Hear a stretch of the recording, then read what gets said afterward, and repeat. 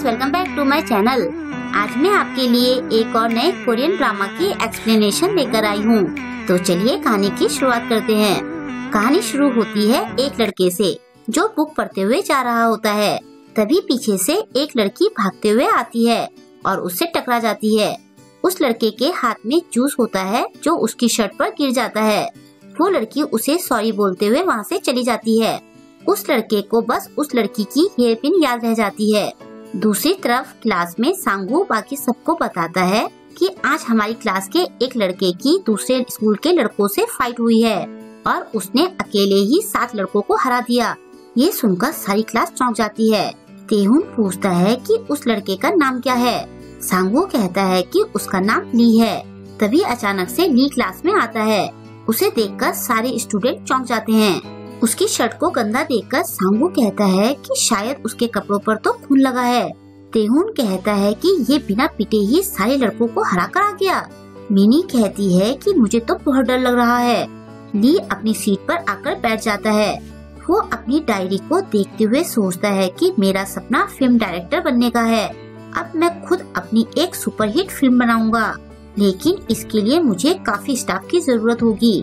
ऐसा सोचते हुए वो बड़बड़ाता है कि 7 लोग। ये सुनकर बाकी स्टूडेंट डर जाते हैं। आगे ली सोचता है कि कम से कम मुझे 7 लोगों की जरूरत तो पड़ेगी ही और मुझे मेन लीड के लिए हीरोइन भी चाहिए, लेकिन मेरा कोई दोस्त नहीं है। ऐसा कहकर वो बाकी स्टूडेंट्स की तरफ देखता है, लेकिन वो सब उससे नजरें चुरा रहे होते हैं। ली सोचता है कि मुझे सब अवॉइड करते रहते हैं।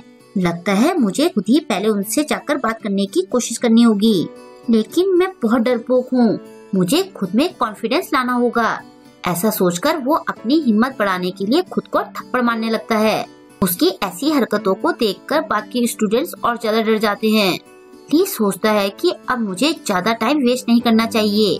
वो बाकी सबसे बात करने के लिए उठने वाला होता है कि तभी बाकी स्टूडेंट्स उसके पास आ जाते हैं। बॉयज उसे अपनी शर्ट देते हुए कहते हैं कि तुम ये पहन लो।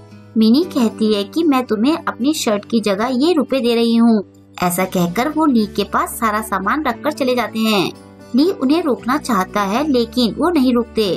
ली सोचता है कि ये लोग अचानक से मुझे शर्ट और रुपए क्यों दे रहे हैं? क्या ये लोग मेरे दोस्त बनना चाहते हैं? शायद आजकल नए फ्रेंड्स बनाने के लिए लोग ये सब करते हैं।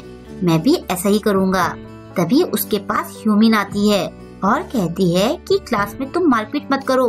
ली कहता है कि ये तो उन सब ने मुझे गिफ्ट दिया है ताकि हम सब फ्रेंड्स बन जाएं। ह्यूमिन कहती है कि मुझे तुम पर भरोसा नहीं है। वो कहता है कि फिर उन्होंने मुझे ये सब क्यों दिया? ह्यूमिन कहती है कि अगर तुमने फिर से मारपीट की तो मैं प्रिंसिपल से तुम्हारी शिकायत कर दूंगी। उसे धमकी देकर ह्यूमिन वहाँ से चली जाती है। ली पूछता रह जाता है कि मुझे ये तो बता दो कि मैंने किया क्या है।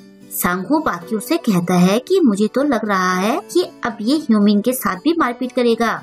मिनी कहती है कि क्या वो सच में लड़की पर हाथ उठाएगा? तेहुन कहता है कि तुम्हें उसकी शक्ल देखकर क्या लगता है? मिनी ली को देखकर कहती है कि ये पक्का ऐसा कर सकता है। तभी उनकी टीचर क्लास में आकर कहती है कि आज क्लास में एक नई स्टूडेंट की एंट्री होने वाली है। लड़के प्रे करने लगते हैं कि भगवान प्लीज किसी सुंदर लड़की को भेजना। ये देखकर मिनी कहती है कि सारे मर्द एक जैसे होते हैं। तभी वो देखती है कि गर्ल्स भी भगवान से सुंदर लड़के को भेजने के लिए प्रे कर रही होती है। तभी क्लास में एक सुंदर लड़की की एंट्री होती है। उसे देखकर लड़के खुश हो जाते हैं।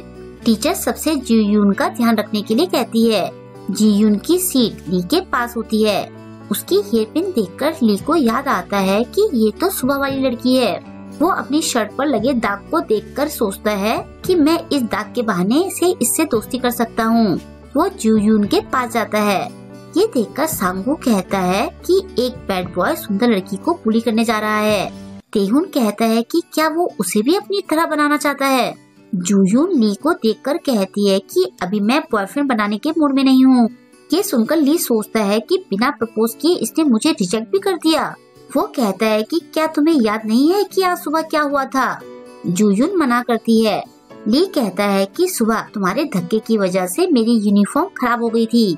जूयून बस ओह करती है। ली सोचता है कि इसे तो बिल्कुल भी मैनर्स नहीं है। वो कहता है कि क्या तुम्हें मुझे सॉरी नहीं बोलना चाहिए? जूयून कहती है कि मैं तुम्हें सॉरी क्यों बोलूं? ली कहता है कि तुम्हारी वजह से ही मेरी शर्ट पर जूस गिरा था। जूयून कहती है कि सड़क पर किताब पढ़ते हुए चलना गलत है और वैसे भी मैंने तुम्हें उसी टाइम सॉरी बोल दिया था। ये सुनकर ली को अपनी गलती का एहसास होता है। वो उसे सॉरी बोलकर जाने लगता है। फिर वो सोचता है कि गलती तो मेरी भी नहीं थी, फिर मैंने इसे सॉरी क्यों बोला। ये लड़की बहुत चालाक है, मुझे इसे सबक सिखाना पड़ेगा, मुझे इसकी बैड पर्सनैलिटी को सुधारना पड़ेगा। वो कहता है कि तुमने मेरी शर्ट को गंदा किया और अब मुझे इग्नोर कर रही हो। जूयून कहती है कि तुम मुझसे चाहते क्या हो। वो कहता है कि तुम्हें मेरा एक काम करना होगा। ये सब सुनकर दूसरी तरफ ह्योमिन अपनी सीट से उठती है। सारे स्टूडेंट्स पॉपकॉर्न के साथ ली और जूयून की बातें एंजॉय कर रहे होते हैं। सांगू कहता है कि नई स्टूडेंट पहले दिन से ही ली की गुलाम बनकर रहेगी। तेहुन कहता है कि अब ली उससे क्या काम करवाएगा। तीसरा लड़का कहता है कि वो उससे ऐसे वैसे काम करवाएगा। आगे बैठी लड़की पूछती है कि इसका क्या मतलब हुआ। तभी ह्योमिन वहाँ आकर ली से कहती है कि तुम ये क्या बोल रहे हो। साइड से मिनी बाकियों से कहती है कि अब तो ह्योमिन भी बीच में आ गई है। जूयून ली से पूछती है कि मुझे क्या करना होगा। ह्योमिन उसे कहती है कि तुम इसकी बातों पर ध्यान मत दो, ये तो पागल है। ली कहता है कि तुम मेरे बारे में ये क्या बोल रही हो, मैंने ऐसा भी क्या किया है। ह्योमिन कहती है कि क्या तुम 17 लोगों से लड़कर नहीं आए हो। साइड से सारे स्टूडेंट्स बात करते हैं कि क्या ये 17 लोगों से लड़ा था, हमें तो लगा था कि ये 7 लोगों से लड़कर आया था। ली कहता है कि मैं कभी 17 लोगों से नहीं लड़ा। जूयून पूछती है कि तुम मुझसे चाहते क्या हो। ह्योमिन ली से चुप रहने को कहती है। ली कहता है कि क्या तुम मेरी फ्रेंड बनोगी। ये सुनकर जूयून के साथ बाकी सब भी चौंक जाते हैं। ली कहता है कि मैं एक मूवी बनाना चाहता हूँ, लेकिन मैं बना नहीं पा रहा हूँ क्योंकि मेरा कोई दोस्त नहीं है। जूयून उसकी सारी प्लानिंग देखती है। ली कहता है कि मैं सैलरी तो नहीं दे सकता, लेकिन मैं तुम्हें पिज्जा खिला सकता हूँ। जूयून पूछती है कि क्या तुमने स्टोरी लिख ली है। ली हाँ कहता है। वो ली की स्टोरी पढ़ती है। ह्योमिन भी साथ में होती है। ह्योमिन और जूयून स्टोरी पढ़ने के बाद ली से कुछ सवाल पूछती हैं, जो स्टोरी से रिलेटेड होते हैं। ली उनके सारे सवालों के जवाब देता है। ह्योमिन कहती है कि तुम्हारी स्टोरी तो बहुत अच्छी है, मुझे ये बहुत पसंद आई। जूयून कहती है कि मुझे भी ये अच्छी लगी। ली पूछता है कि क्या तुम मेरी हेल्प करोगी। जूयून हाँ कहते हुए कहती है कि मैं हीरोइन का रोल करूँगी। ली पूछता है कि क्या तुम्हें एक्टिंग आती है। जूयून कहती है कि एक्टिंग करना तो बच्चों का खेल है। ली कहता है कि इसके लिए बहुत मेहनत लगती है। जूयून कहती है कि फिर मैं भी मेहनत करूँगी, मैं यूट्यूब से देखकर सब सीख लूँगी। ली कहता है कि क्या तुम यूट्यूब से सब सीख लोगी।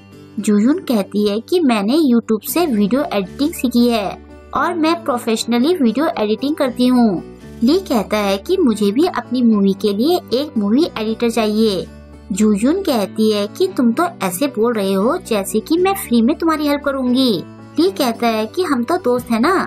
जूयून कहती है कि हम दोस्त नहीं हैं, वो तो मुझे तुम्हारी स्टोरी अच्छी लगी इसलिए मैं तुम्हारी हेल्प कर रही हूँ, और फ्रेंड्स को तो तुम्हें और भी ज्यादा सैलरी देनी चाहिए।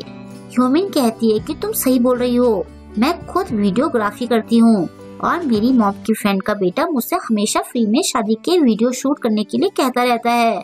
ली पूछता है कि क्या तुम्हें वीडियो शूट करना आता है। ह्योमिन हाँ कहती है। ली कहता है कि तुम तो मेरी हेल्प नहीं कर रही हो, तो फिर तुम मेरे काम में टांग क्यों अड़ा रही हो। ह्योमिन कहती है कि मैं तुम्हारी हेल्प कर दूंगी। ली इसकी वजह पूछता है तो वो कहती है कि मुझे तुम पर दया आ रही है। ली पूछता है कि तुम मेरी मूवी में क्या करना चाहती हो। ह्योमिन कहती है कि मैं मेन लीड का रोल करना चाहती हूँ। जूयून कहती है कि वो रोल तो मैं कर रही हूँ।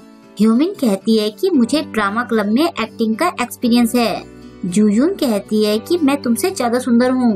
ह्योमिन कहती है कि एक्टिंग में सुंदर होने से कोई फर्क नहीं पड़ता, वैसे भी मैं तुमसे कुछ कम नहीं हूँ। ली कहता है कि मैंने ये नहीं कहा है कि मैं तुम दोनों में से किसी को मेन लीड दूंगा। साइड से सांगू कहता है कि ली की तो चांदी ही चांदी है। तेहुन कहता है कि काश मैं भी दोनों गर्ल्स के साथ होता। सांगू कहता है कि हम भी ली के प्रोजेक्ट में शामिल हो जाते हैं, तब हम भी ह्योमिन और जूयून के करीब जा सकते हैं।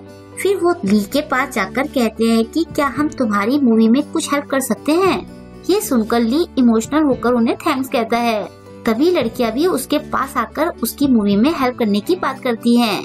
और फाइनली 18 साल अकेले रहने के बाद ली एक साथ इतने सारे फ्रेंड्स बना लेता है। साथ ही उसे अपने प्रोजेक्ट पर काम करने के लिए फ्री लेबर भी मिल जाते हैं और यहीं पर इस ड्रामा की हैप्पी एंडिंग हो जाती है। आई होप कि आपको आज का ये ड्रामा पसंद आया होगा। आपको आज का ये ड्रामा कैसा लगा मुझे कमेंट करके जरूर बताएं और वीडियो को लाइक और शेयर करना ना भूलें। अगर अभी तक आपने मेरे चैनल को सब्सक्राइब नहीं किया है तो प्लीज मेरे चैनल को सब्सक्राइब कर लें और लेटेस्ट वीडियोस की नोटिफिकेशन पाने के लिए बेल आइकन को प्रेस करना ना भूलें। मिलते हैं जल्द ही नेक्स्ट ड्रामा के साथ। Thank you.